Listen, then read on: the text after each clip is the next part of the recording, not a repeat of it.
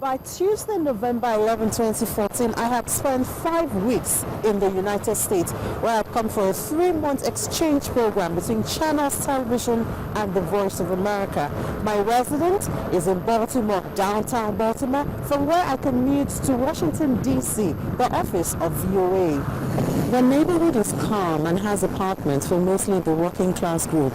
They're out in the mornings and back home in the evenings, a routine applicable to me. On this particular day, I've gone to bed at about 11 p.m. and I'd slept off almost immediately, only to be woken at about 1 a.m. by some scratching noises. So I stood up and looked towards the window and saw a hand making away with my handbag. I was too late to get it, so I just called the police.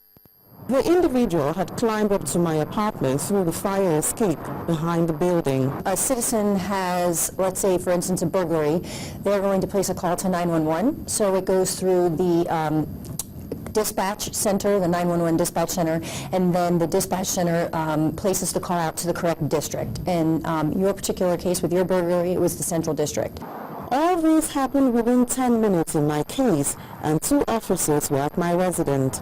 When we get on the scene, we want to meet with the involved victim and witnesses of the incident, and such as in your incident, since you were a victim of the burglary, we want to see if we can get a description of the suspect, also a description of any items that were taken.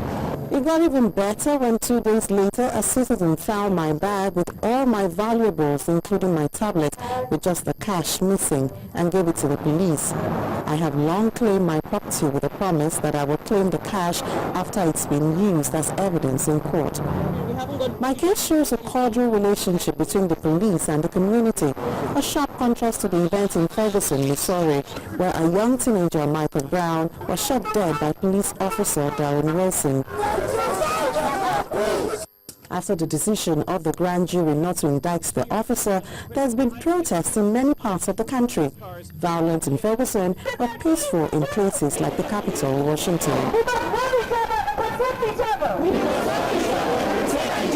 Amy Thompson reporting for Channels Television, Washington, D.C.